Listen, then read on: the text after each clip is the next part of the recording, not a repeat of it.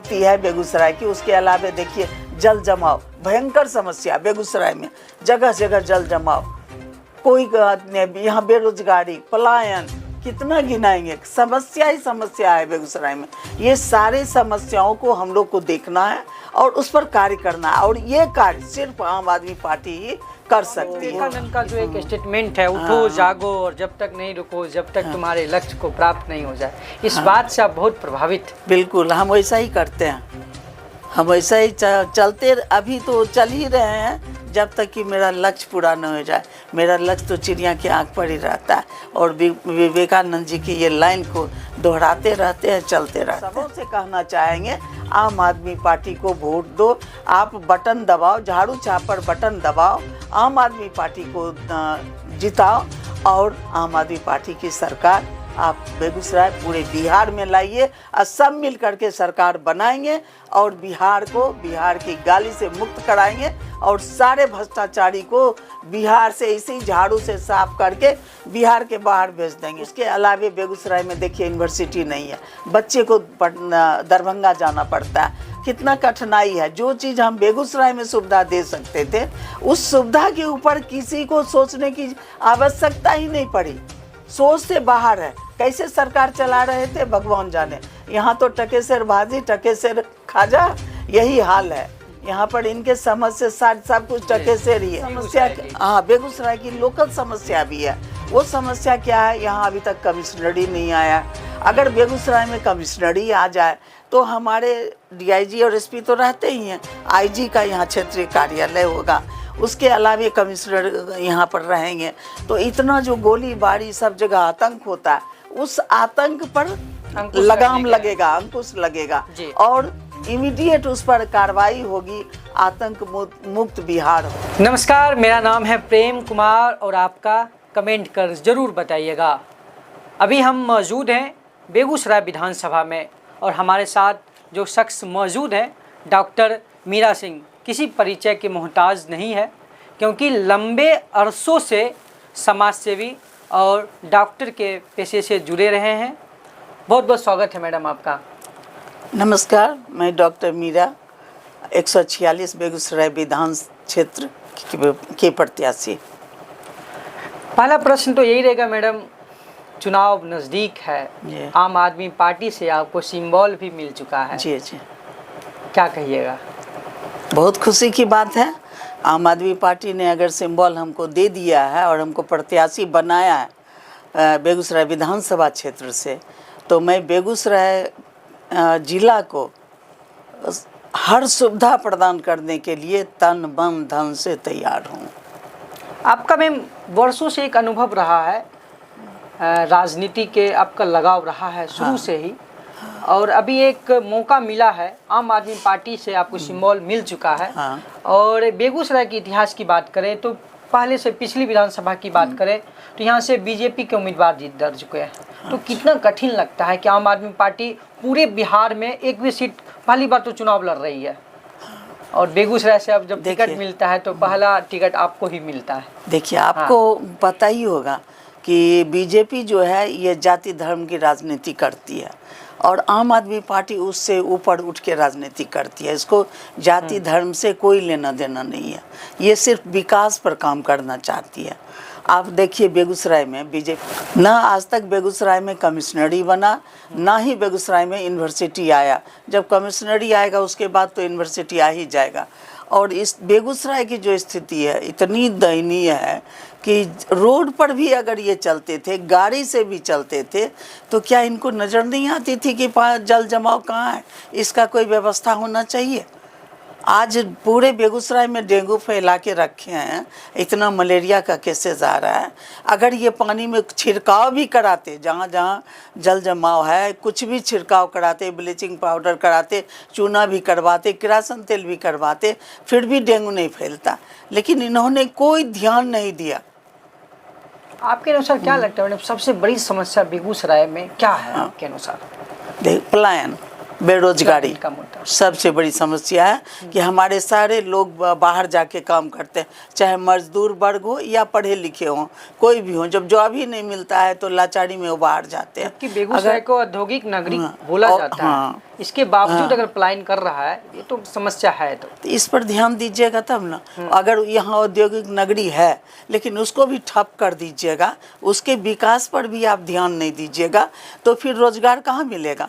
जब उसका विकास होगा, विकसित होगा, तभी तो उसमें कुछ लोगों को रोजगार मिलेगा। यहाँ तो जो बैठे हैं गद्दी पर, वो एसी में ही बैठे हैं।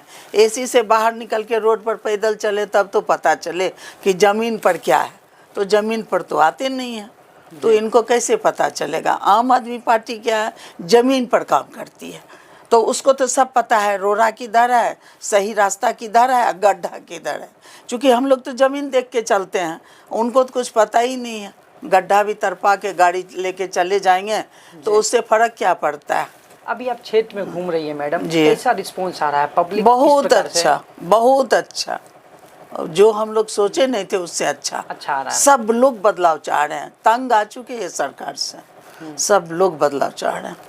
एक वाक्य है मैडम कि जब आप बेगूसराय में पहला ब्लड बैंक आपके द्वारा ही शुरुआत किया गया था उस समय, तो किस प्रकार से चुनौती रही होगी उस समय जब पहला ब्लड बैंक का स्थापना किया गया था उस समय? देखिए, हम लोग 1979 में आए और उस समय आए जिस समय क्राइम पीक पर थी। बेगूसराय में क्राइम पीक पर था और जहाँ कहीं आवाज़ आता था पुट का तो हम लोग समझ जाते थे गोली लग गई, हम लोग भागते थे ब्लड बैंक की ओर। और जिस समय ब्लड बैंक नहीं था उस समय का हम बताते हैं कि उस समय हम लोग को इतनी परेशानी थी कि यहाँ से जब भेजा जाता था पेशेंट को, पटना रिफ़र किया जाता था, तो ब्लड के अभाव में उसका जान चला जाता था रास्ते में। तो हम लोग बहुत महसूस किए। हम तो बेगूसराय के 23वां डॉक्टर थे, हमारे हस्बैंड 19वां डॉक्टर थे, डॉक्टर रामकिशोर सिंह। तो उन्होंने सोचा, वो बहुत ही सेंसिटिव थे, अपना जॉब छोड़ के और ब्लड बैंक की स्थापना के लिए वो चले आए। बोले जॉब नहीं करना है, तो हम जॉब ज्वाइन किए, वो नहीं किए। और उस समय इतनी विकट स्थिति थी कि उस स्थिति में 1980 में मेरा ब्लड बैंक का स्थापना हुआ, जो डॉक्टर रामकिशोर सिंह के द्वारा किया गया। उसके वजह से हम मैक्सिमम पेशेंट को जान बचा पाए थे। अगर गोली का आवाज़ आता था, पुट का आवाज़ आता था, पटाखा भी छूटा, तो वो पटाखा नहीं रहता था, वो गोली लगता था। तो हम लोग इतना कॉन्शस रहते थे कि नहीं, हम लोग को तुरंत तैयार होना है, कोई अभी ब्लड लेने आएगा। सब दौड़ते थे ब्लड बैंक की ओर, जितना जल्दी हो उसको हम ब्लड दे सकें। तो इस तरह से हम लोग बहुत का जान बचाए। और उस समय प्रैक्टिस का भी जानते हैं, भेड़िया धसान था, क्योंकि डॉक्टर बहुत कम थे, पेशेंट बहुत ज़्यादा था। लेकिन उस परिस्थिति में भी हम लोग स्ट्रगल किए और अच्छे से पेशेंट यहाँ के लोगों का समाज सेवा किए। शुरू से ही आपका मोटिव रहा है कि समाज के प्रति, समाज की सेवा करनी है, क्योंकि जब आपको स्कॉलरशिप मिली थी, भारत की युद्ध के समय हो रहा था, उसमें आपको स्कॉलरशिप की राशि दी गई थी, उसमें भी आपने जो बाढ़ विधिक सहायता के लिए अपनी राशि को डोनेट कर दिया। तो ये सब प्रेरणा मैम कहाँ से, मतलब आपको मिलती कहाँ थी प्रेरणा की? देखिए, मेरे घर में ना मेरे बाबा, वो भी स्वतंत्रता सेनानी है, जो देश की लड़ाई लड़े थे। अब मेरे फादर इन लॉ भी देश की लड़ाई लड़े, तख्ती बांध के आगे पीछे और जाते थे लड़ने के लिए। उस समय जो भी होता था, ट्रेन पटरी उखाड़ना, डीएम के यहाँ अटैक करना या एसडीओ साहब के यहाँ ऑफिस में अटैक करना, उस समय तो अंग्रेज का राज था, आज़ादी के पहले की हाँ, आज़ादी के पहले की बात। तो वो लोग बहुत लड़ाई लड़े हुए थे। और सबसे बड़ी बात थी कि हमारे फादर इन लॉ जो थे, उनका तो डेथ भी, जेल से निकले थे मुंगेर से और ट्रेन से आ रहे थे, तो ट्रेन में ही डेथ हुआ था। ऊपर का बर्थ गिर गया उनके सिर पर, तो उनका डेथ ट्रेन में हो गया। लड़ाई लड़ते लड़ते ही मरे थे। उसके बाद जो उनकी विधवा थी, मेरी मतलब सासू जो थी, तो सासू को कहा गया कि जब पेंशन का बात हुआ स्वतंत्रता सेनानी का, तो उनको कहा गया कि आप पेंशन ले लीजिए, क्योंकि आपके हस्बैंड स्वतंत्रता सेनानी थे और उसी दरमियान उनका डेथ हुआ था। तो उन्होंने एक ही बात बोला कि जब मेरे पति स्वतंत्र या देश की लड़ाई लड़ रहे थे, तो वो देश की लड़ाई लड़ रहे थे, पैसा लेने के लिए नहीं लड़ रहे थे। इसलिए हमको पैसा क्यों आप लोग दे रहे हैं? हमारे पति देश की लड़ाई लड़े थे, मुझे पैसा नहीं चाहिए। और उन्होंने पैसा रिफ्यूज़ किया था, जिसका कि इतिहास लिखा हुआ है, यहाँ जितने भी लाइब्रेरी है उसमें इतिहास लिखा हुआ है कि बेगूसराय के 5 या 6 थे स्वतंत्रता सेनानी जो देश की लड़ाई सब एक साथ लड़े थे जी। तो वो पूरा इतिहास लिखा हुआ है उस बुक में। अभी बताने लगेंगे बहुत टाइम भी लग गया। हाँ, और दूसरी बात बता दें कि मैं बचपन से, चूँकि मेरे फादर भी वैसे ही समाज सेवी थे, अगर पूरा समाज नहीं खाया तो वो खाना नहीं खाते थे, इतना सेंसिटिव थे। और जो कमाते थे उसमें से उसका हिस्सा बांट करके अलग रखते थे। बस वही चीज़ हम भी सीख लिए। जब चीन का लड़ाई हुआ तब बहुत छोटे थे और इसमें थे लोग दूसरा या पहला या दूसरा क्लास में हो गए या तीसरा क्लास में होंगे, याद नहीं है उतना, तीसरा क्लास में होंगे, छोटे थे। तो उस समय ये अपना हमको हर साल डोनेशन मिलता था, बचपन से नर्सरी से लेके जब भी पढ़े हर साल डोनेशन में ये स्कॉलरशिप मिलता था। और चरखा उस समय चलता था, तो सूत जो था ना हम बायां पैर से चरखा से काटते थे। तो मतलब लंबा बायां पैर के अंगूठा से चलाते थे और खूब लंबा सूत खींचते थे। तो कोई अगर एक घुंडी काट, उसको लच्छी को घुंडी कहते थे, कोई एक लच्छी काटता था तो हम सोचिए कि 10 लच्छी काटते थे, क्योंकि मेरा सूत लंबा था। तो पूरे बिहार का सारा अवार्ड हमको ही आ जाता था।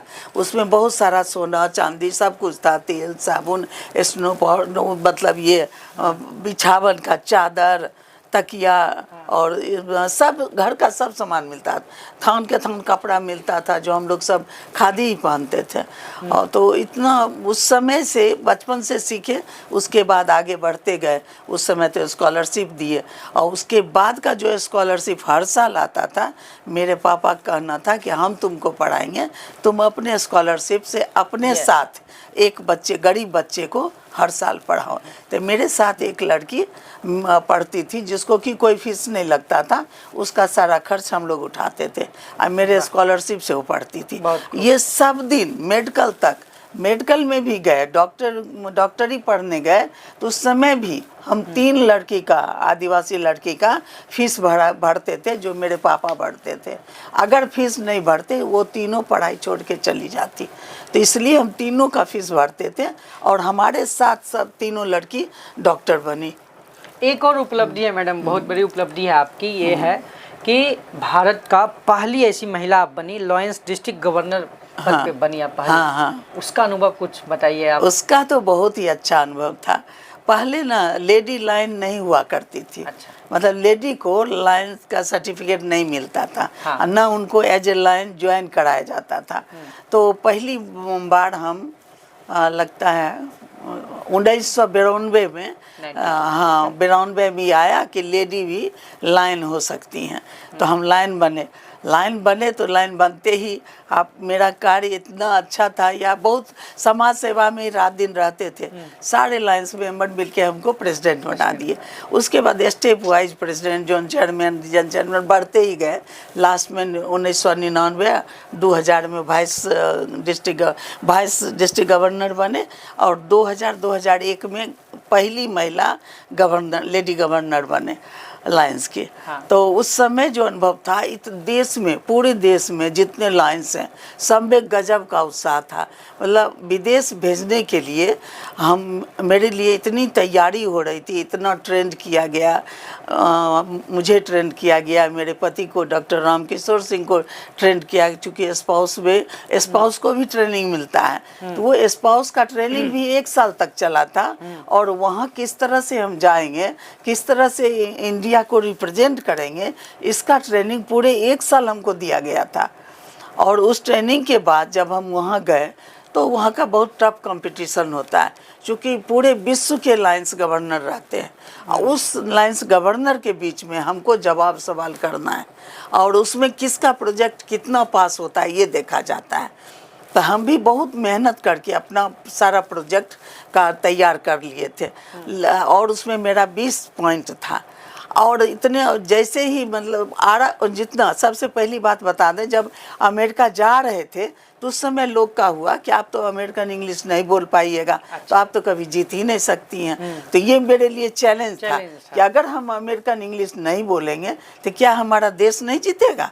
हमारा देश तो हिंदी भाषी है। तो हम यहाँ से ट्रांसलेटर अपने साथ लेकर गए और उस ट्रांसलेटर को वो ट्रांसलेट कर देता था जहाँ वो लोग नहीं समझते थे।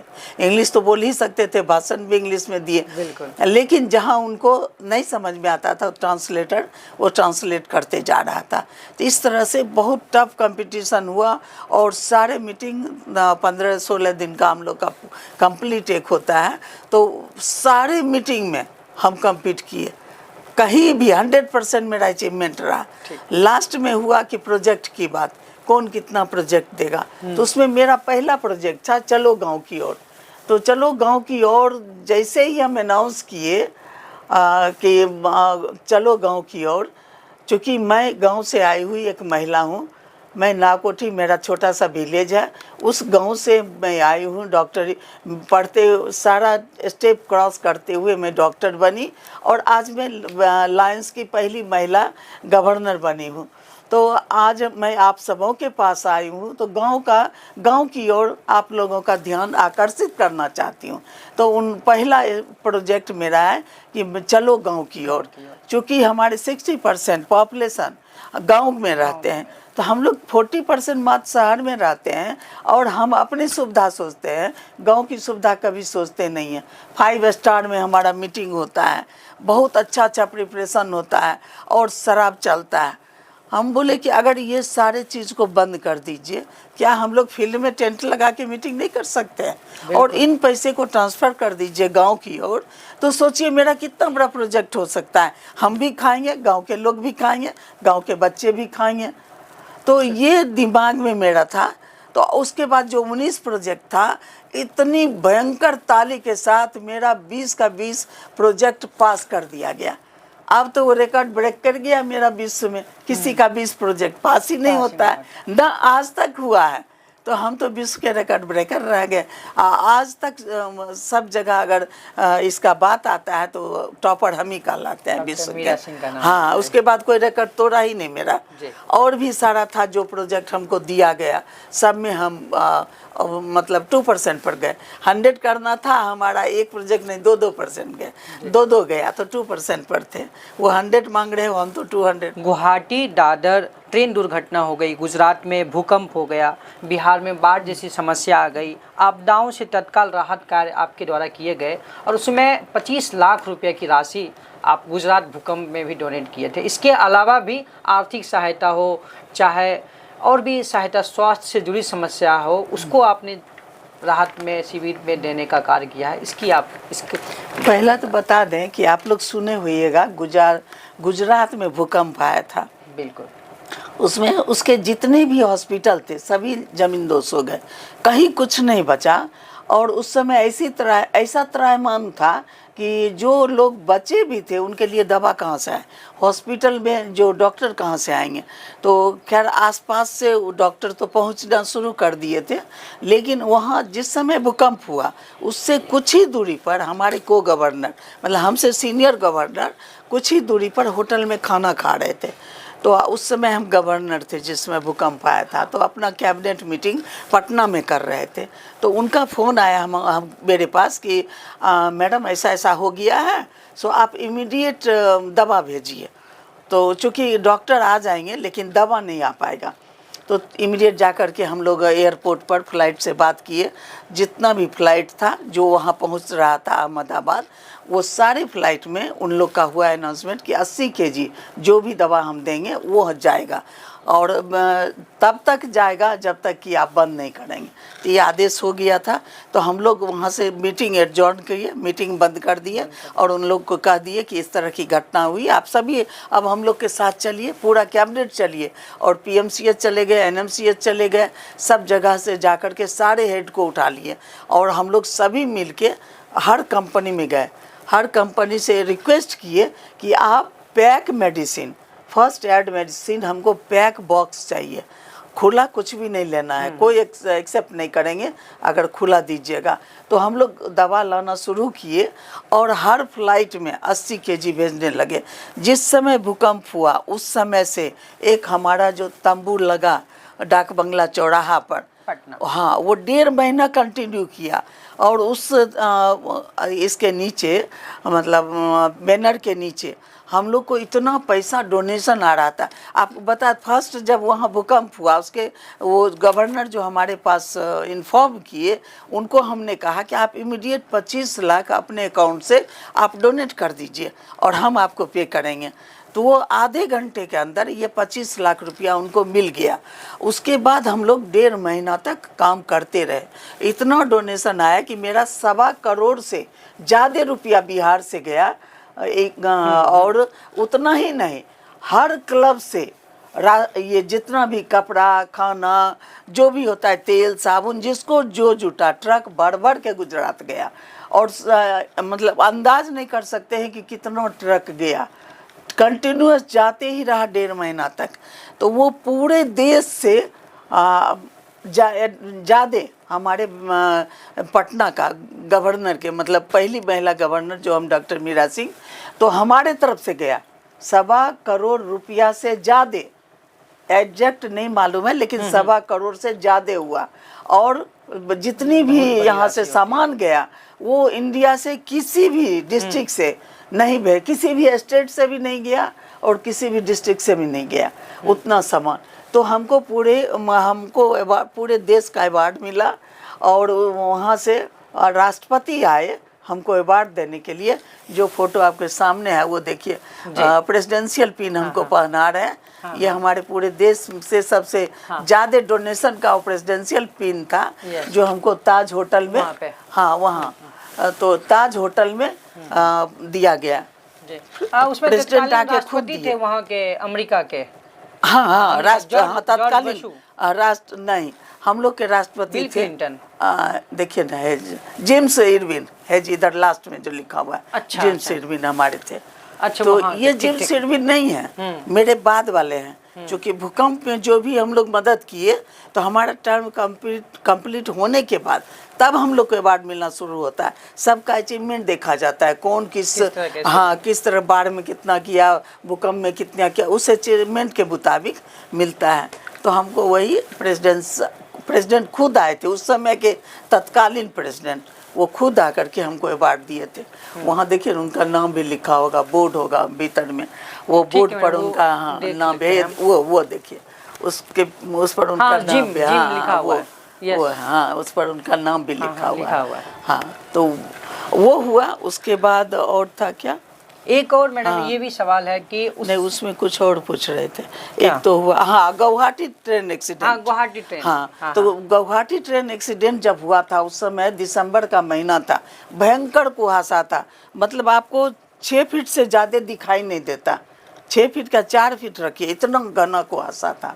और 1:45 बजे रात में दादर ट्रेन पूरा ही खेत में फेंका गया।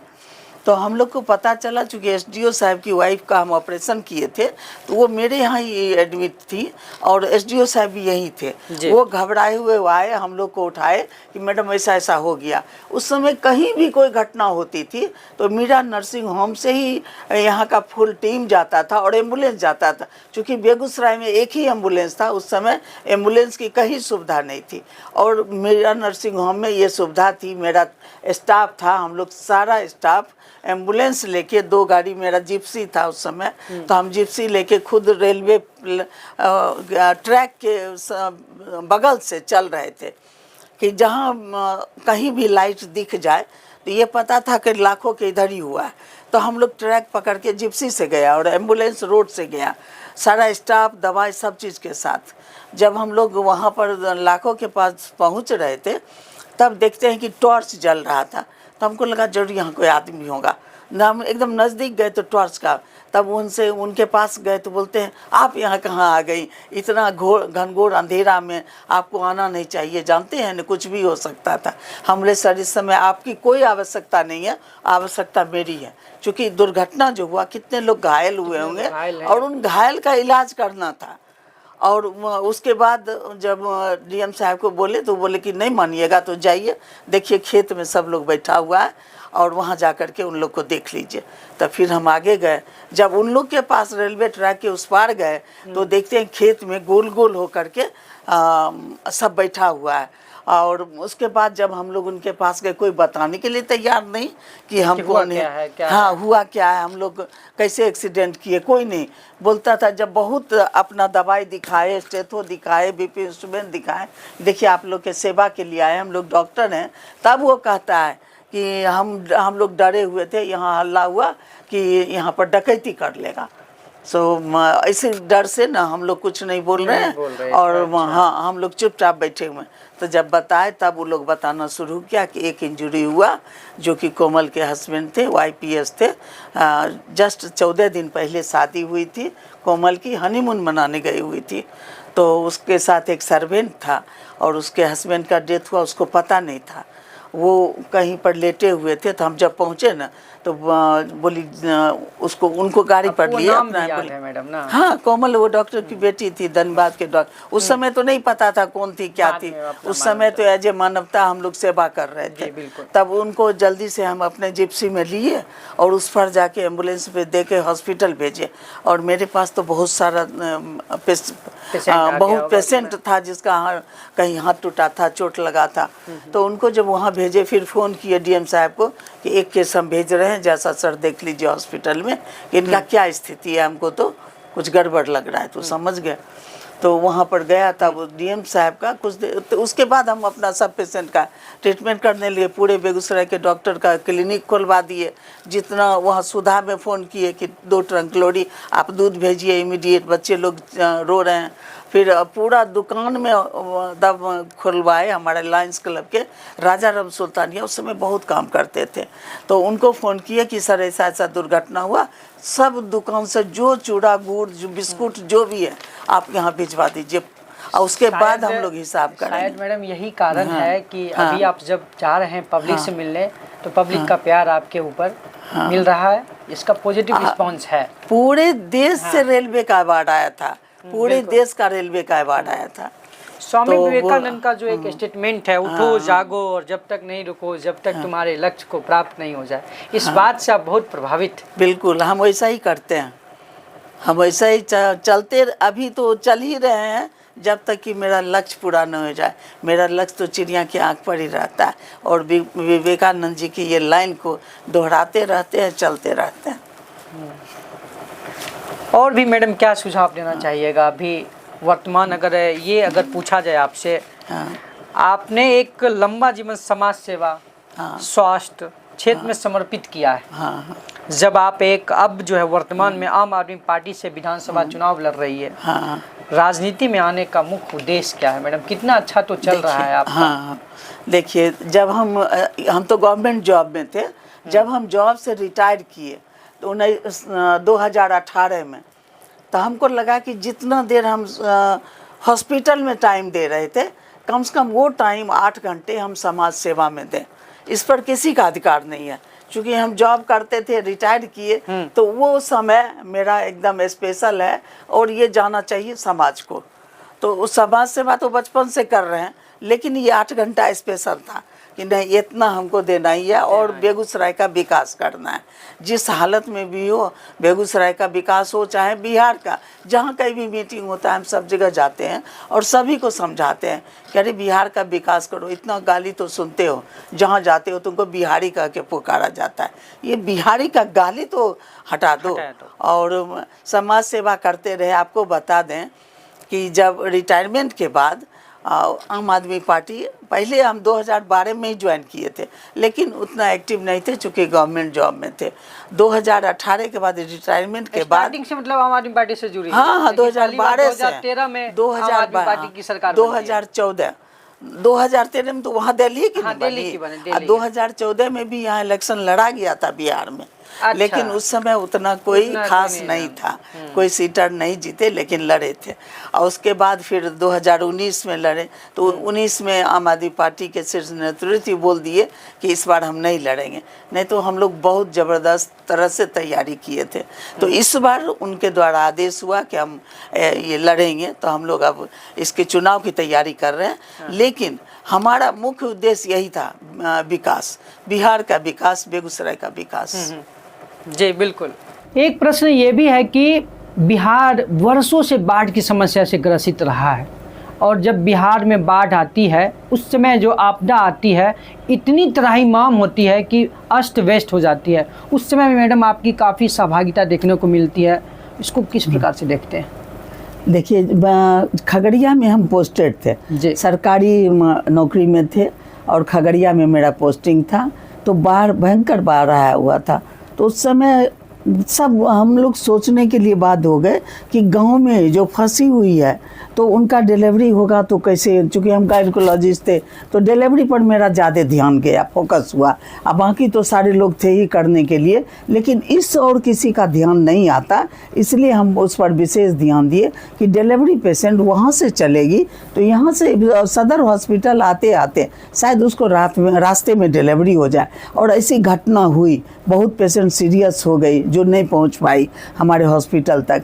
तो उस समय मेरा ध्यान गया कि क्यों नहीं हम लोग ऐसा व्यवस्था करें कि हम लोग नाव पर ही डिलीवरी का प्रावधान कर दें, और वहीं पर हम एक नर्स का ड्यूटी दे देते हैं, सारा चीज़ उपलब्ध करा देते हैं। और उस नाव को, 2-3 नाव को हम लोगों ने तैयार कर दिया, और विभिन्न जगहों पर जहाँ जहाँ ज़रूरी था वहाँ पर एक नर्सिंग स्टाफ और डॉक्टर भी उसमें उपलब्ध थे। और वो जा कर के बाहर के एरिया में पेशेंट को लाने के क्रम में, डिलीवरी केस जैसे वहाँ से उठाए और उनको यहाँ खगड़िया पहुँचाना है, तो उस क्रम में अगर कोई भी घटना हो जाए तो उसको हम लोग टैकल करेंगे। उन लोग को ट्रेनिंग दिया हुआ था नर्सेज को।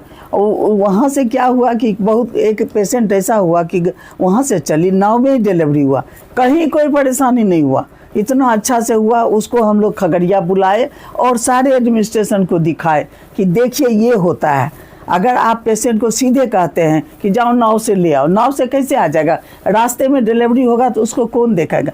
तो ये जो था मेरा स्पेशल अटेंशन था सारे एडमिनिस्ट्रेशन को कि हम रहें नहीं रहें, कल हम रिटायर कर जाएंगे, आप इस व्यवस्था को जरूर ध्यान देंगे।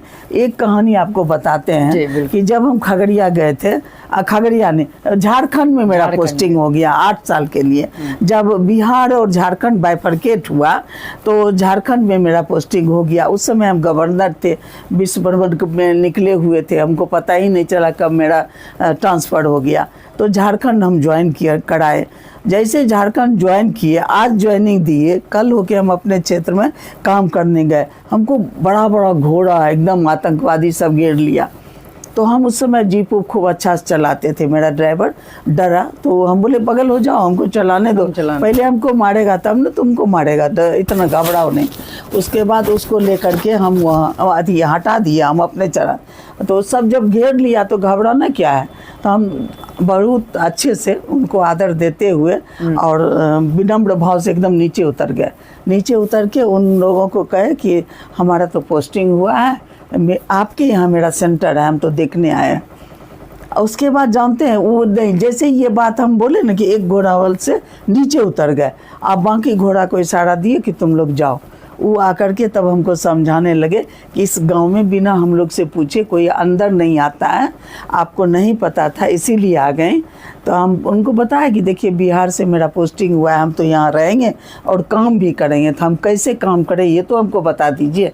तो वो बोले कि मैडम 24 घंटा आप काम नहीं कीजिएगा, 24 घंटा के अंदर आपको एक कोड वर्ड मिल जाएगा, उस कोड वर्ड को आप याद रखिएगा और पूरे झारखंड में जब तक आप रहिएगा एक भी आतंकवादी आपको कहीं कोई नहीं टोकेगा। आप अगर कोई मिल जाए, अगर घेरना चाहे तो आप जोर से कह दीजिएगा और उसके बाद कभी कोई नहीं मिलेगा। वही कोड वर्ड पूरे 8 साल तक झारखंड में हमको बचाया और इतना काम किया कि भर रात आइस पैक बनवाते थे, फैक्ट्री से लाते थे, अपना आइस पैक बनाते थे। पोलियो के टाइम में भर रात जग के आइस पैक बनाते थे अपना, चूँकि हमारा जो आइस पैक जमाया हुआ था वो 8 घंटे तक रहता था और जो हम फैक्ट्री से लाते थे वो 4 घंटे ही रहता था। और पल्स पोलियो हमारे जाने के पहले झारखंड में कंप्लीट कभी होता ही नहीं था, खाना पूर्ति होता था, क्योंकि पहाड़ी पर लोग नहीं जाते थे। और जहाँ दूर दराज में जैसे जंगल में जो घर है उसमें पोलियो दिया ही नहीं जाता था। तो पोलियो एरेडिकेशन क्या होता, तो हम जब गए तो वहाँ पर हम सभी लोग से एडमिनिस्ट्रेशन को कहे कि सर ये हो ही नहीं सकता कि पोलियो आप चिन्हित एरिया में दीजिए, पोलियो तो सबके लिए है, जब तक सबको नहीं दीजिएगा तो फिर एरेडिकेट कैसे होगा। तो बोले घाटी पर कौन जाएगा, हम जाएंगे, आप मेरी जिम्मेवारी दे दीजिए कि जितना भी घाटी है उस पर हम ही जाएंगे, जितना जंगल में घर है, चूँकि हमको तो कोड वर्ड मिला हुआ था, हमको तो पता था कि हमको तो कोई घेरेगा नहीं, हम काहे के लिए किसी को बोलते कोड वर्ड दिया। हम बोले हम उसका जिम्मेवारी लेते हैं, हम हर जगह जाके पहुंचाएंगे।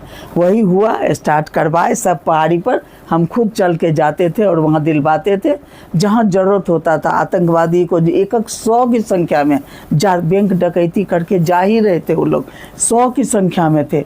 फिर भी उन लोग का कहना था कि हम लोग जब जाते रहते हैं कुछ दूरी पर आप गाड़ी रोक लीजिए, थोड़ी देर रोके रहिए जब तक हम लोग सारे के सारे चले नहीं जाए। तो हम वही किए, हम अपनी गाड़ी रोक लिए, जब वो सारे चले गए, सारे पल्स पोलियो का बॉक्स हर जगह हम खुद जाके पहाड़ी पर पहुंचाए और लाए भी। यही था कि हम लोग का सवेरे जैसे 4 ही बजे बॉक्स उठा लिए, उसके बाद अंधेरा होने में हम लोग को भारी खतरा का डर था, जो अंधेरा में नहीं कोई पहचानता, तो बहुत तरह का बात हो सकता था। तो इसलिए वहाँ यही था कि 1 घंटा पहले आप लौट चाहिए। महावीर कैंसर संस्थान जो पटना में है, उसमें जो ब्लड बैंक की जो शुरुआत की गई थी, मीरा सिंह के द्वारा ही शुरुआत की गई थी। इसके विषय में जानकारी इन्हीं से जानते हैं, क्योंकि उस समय एक दिलचस्प वाक़या भी हुआ था, जो क्योंकि उद्घाटन के समय जो परेशानी का सामना करना पड़ा था, जो कठिनाई का सामना करना पड़ा था, क्योंकि उस समय के समय में क्या कठिनाई रही होगी, आइए इन्हीं से जानते हैं। मैडम उस पर प्रकाश डालिए आप। उस समय जब महावीर कैंसर संस्थान बनना शुरू हुआ था, उसके पहले हम वाइस गवर्नर, तो मेरा था कि ये जब गवर्नर बनेंगे तो हमको प्रोजेक्ट देना है, तो प्रोजेक्ट वैसे जगह दिया जाए जहाँ की हमारा सफलतापूर्वक सब जगह मतलब लाइफ लॉन्ग चलते रहे। तो हम लोग आरा से आ रहे थे, यही विकलांग का शादी करवा करके।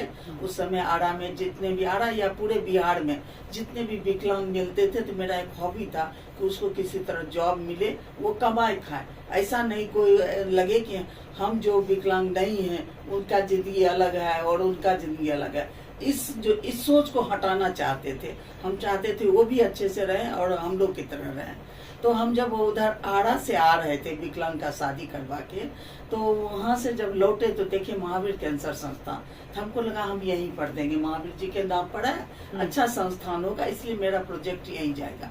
तो प्रोजेक्ट के लिए हम अंदर गए, जाके वहाँ से बात किए उनके डायरेक्टर से, तो वो एग्री हो। डायरेक्टर से बात किए, पहले तो एग्री नहीं हुए, पहले तो बहुत तरह की बात हुई। वो बोले संस्थान क्या करेगा, तो हमारा और आचार्य किशोर कुमार जी का बहस हुआ थोड़ा देर।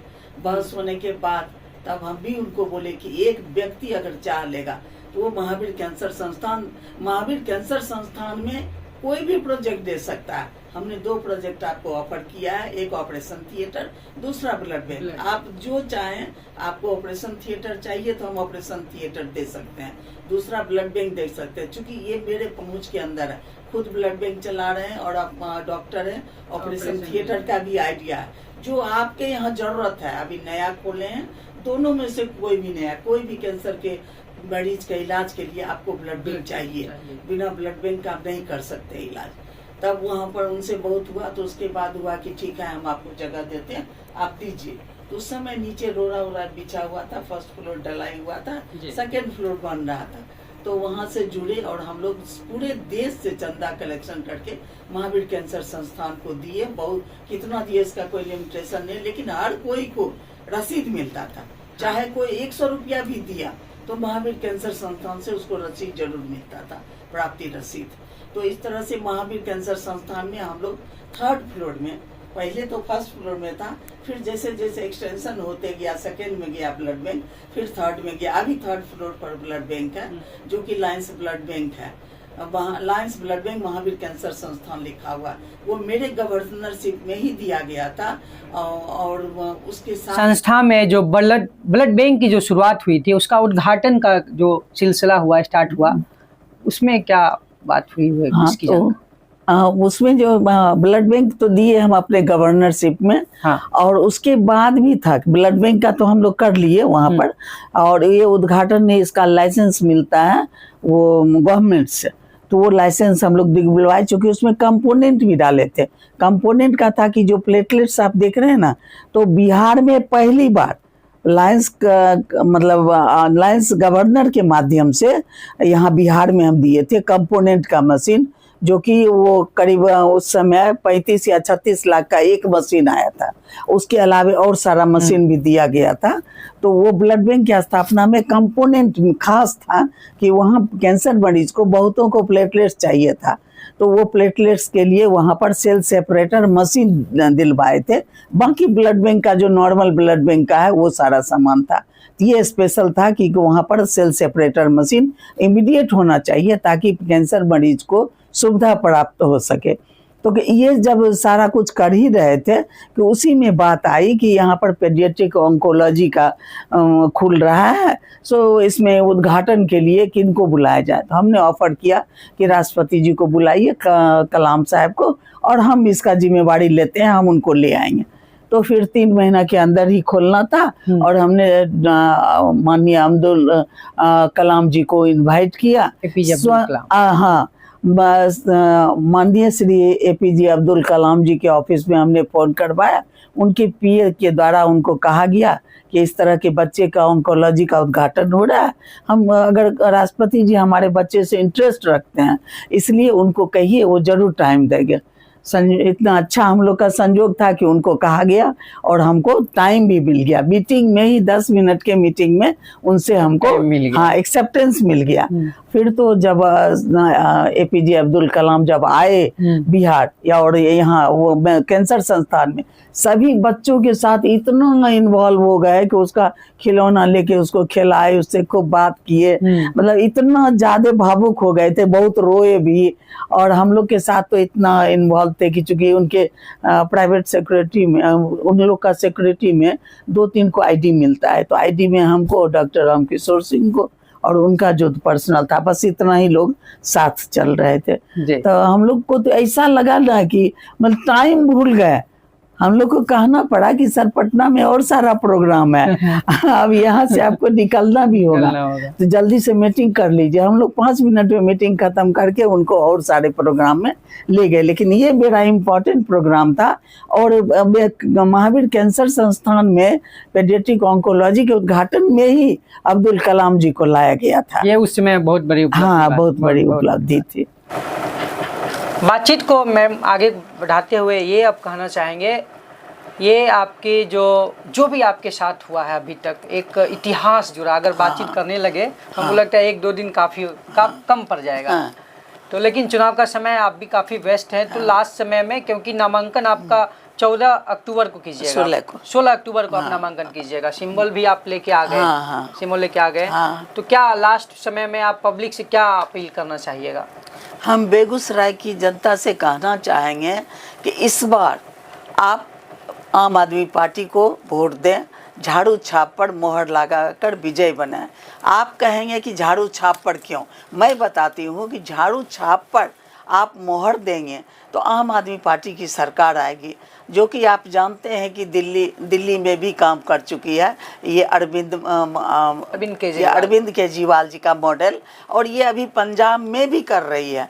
तो इस बार तो इस मॉडल को आप सभी जानते हैं। इस मॉडल के अंदर आता है हमारा बिजली 300 यूनिट फ्री, शिक्षा फ्री। आप जानते हैं मनीष सिसोदिया जी के द्वारा शिक्षा क्रांति लाया गया है। उसमें क्या है कि आप जितना तक पढ़ना चाहिए, आप चांद पर जाइए ना, वो सारा कुछ फ्री पढ़ाएगा आम आदमी पार्टी। उसके बाद भी हमारा है स्वास्थ्य में क्या है कि आम आदमी पार्टी दिल्ली में चाहे पंजाब में मोहल्ला क्लिनिक खोला है, जो आप घर से निकलिए, आप बाहर जाइए और मोहल्ला क्लिनिक में डॉक्टर से दिखाइए, जांच कराइए, दवा लीजिए, घर आइए। आपको दूरी भी बहुत कम, घर से निकलिए आपको दवा मिल जाएगी, आपको दूर नहीं जाना पड़ेगा, ये सारी सुविधा होगी। वर्ल्ड क्लास हॉस्पिटल बनेगा और उस हॉस्पिटल में आपको बड़ा कोई भी ब्रेन का सर्जरी, कोई भी मेजर सर्जरी हो, वहाँ वो सर्जरी होगा। और उसके अलावे बहुत सारा है, जैसे पेंशन 2500 है, यहाँ आपको 400 से बढ़ाकर 1100 किया गया है, वहाँ 2500 है पेंशन। तो 2500 महिलाओं के पासबुक में जाएगा, बीच में कोई बिचौलिया नहीं रहता है। उसके अलावे 18 साल से जो ऊपर के बच्चे हैं जो पढ़ाई कर रहे हैं, उन जॉब पढ़ाई कर रहे हैं, उनको भी 1000 पर मंथ उनके पासबुक में जाता है। और जो भी वहाँ क्या है कि बेरोजगारी नहीं है। आपको यहाँ बिहार में क्या हुआ, 100 रुपया का फॉर्म दे करके फॉर्म भराया गया और वो 100 रुपया गवर्नमेंट के यहाँ जमा हुआ। अब सोच लीजिए, सारे विद्यार्थी से जो बेरोजगार हैं उनसे फॉर्म भरवा लिया और वह 100 रुपया लिया गया, या इलेक्शन हुआ वो सारा चला गया, वो सारा पैसा उसका चला गया। आम आदमी पार्टी में क्या होता है कि विदाउट एक भी पैसा नहीं लगता है। नेट पर अनाउंस किया गया है, नेट पर देखिए, आप फॉर्म भरिए और जाके इंटरव्यू दीजिए, सारे का सिलेक्शन हो जाता है। जो जिस लायक है, जो जिस पोस्ट के लायक हैं, सबको रोजगार मिलता है। वहाँ बेरोजगारी कुछ नहीं होता है और ना किसी को एक पैसा लगता है। आम आदमी पार्टी की खासियत है, कहीं पैसे का लेन देन नहीं है, बिल्कुल नहीं, भ्रष्टाचार मुक्त है। किसी भी ऑफिस में जाइए, आपको जाने की ज़रूरत ही नहीं है। अगर कोई भी काम है, चाहे आपको आधार कार्ड बनाना हो, जातीय प्रमाण पत्र बनाना हो, जो भी काम है, आप एक फ़ोन करें, आम आदमी पार्टी से कोई पदाधिकारी, कोई भी कार्यकर्ता आपके पास आएगा, वो आपका काम करके घर में दे कर जाएगा। उसके अलावे देखिए, डोर स्टेप वहाँ पर चलता है प्रोजेक्ट। जैसे क्या है कि हर महीने जो राशन हम लोग डीलर के यहाँ जाके चावल गेहूँ लेते हैं, वहाँ पर बोरा भर के आपको आता है। हर महीने की 1 तारीख को डोर स्टेप डिलीवरी होता है, हर घर के दरवाजे पर डिलीवरी। तो उसमें क्या है कि बोरा के अंदर आटा, चावल, नमक, हल्दी, तेल, फोड़न, बच्चे के लिए पौष्टिक आहार, लड़कियों के लिए, महिलाओं के लिए सैनिटरी पैड, ये सारे कुछ रहता है, जो कि बिहार सरकार या कोई भी सरकार, बीजेपी सरकार के दिमाग में भी ये बात नहीं सोच सकता है, सोच से बाहर है। तो आप समझ सकते हैं। और दूसरी बात, ये तो अरविंद केजरीवाल जी का मॉडल हुआ जो दिल्ली और पटना। मेरा लोकल समस्या भी है, लोकल समस्या, हाँ, बेगूसराय की लोकल समस्या भी है। वो समस्या क्या है, यहाँ अभी तक कमिश्नरी नहीं आया। अगर बेगूसराय में कमिश्नरी आ जाए तो हमारे डीआईजी और एसपी तो रहते ही हैं, आईजी का यहाँ क्षेत्रीय कार्यालय होगा, उसके अलावा कमिश्नर यहाँ पर रहेंगे। तो इतना जो गोलीबारी सब जगह आतंक होता है, उस आतंक पर लगाम लगेगा, अंकुश लगेगा और इमीडिएट उस पर कार्रवाई होगी। आतंक मुक्त बिहार होगा, बिहार का बेगूसराय होगा। उसके अलावे बेगूसराय में देखिए यूनिवर्सिटी नहीं है, बच्चे को दरभंगा जाना पड़ता है, कितना कठिनाई है। जो चीज़ हम बेगूसराय में सुविधा दे सकते थे, उस सुविधा के ऊपर किसी को सोचने की आवश्यकता ही नहीं पड़ी, सोच से बाहर है। कैसे सरकार चला रहे थे भगवान जाने। यहाँ तो टके सेर भाजी, टके सेर खाजा, यही हाल है यहाँ पर। इनके समझ से सब कुछ टके सेर ही है। तो ये स्थिति है बेगूसराय की। उसके अलावा देखिए, जल जमाव भयंकर समस्या बेगूसराय में, जगह जगह जल जमाव, कोई यहाँ बेरोजगारी, पलायन, कितना गिनाएंगे, समस्या ही समस्या है बेगूसराय में। ये सारी समस्याओं को हम लोग को देखना है और उस पर कार्य करना है, और ये कार्य सिर्फ आम आदमी पार्टी ही कर सकती है। इसलिए हम सबों से कहना चाहेंगे, आम आदमी पार्टी को वोट दो। आप बटन दबाओ, झाड़ू छाप पर बटन दबाओ, आम आदमी पार्टी को जिताओ और आम आदमी पार्टी की सरकार आप बेगूसराय पूरे बिहार में लाइए और सब मिल करके सरकार बनाएंगे और बिहार को बिहार की गाली से मुक्त कराएंगे और सारे भ्रष्टाचारी को बिहार से इसी झाड़ू से साफ करके बिहार के बाहर भेज देंगे। इस बातचीत को अब हम यहीं समाप्त करेंगे। जो लोग उंगली उठाते थे कि मीरा सिंह समाज के लिए क्या किए हैं, राजनीति में तो आ गए हैं लेकिन इससे पहले समाज में क्या किए हैं, यह वीडियो आप जरूर देखिएगा, आपको अंदाज़ा लग जाएगा मीरा सिंह समाज के लिए क्या कुछ किए हैं। ये वीडियो आपके लिए है।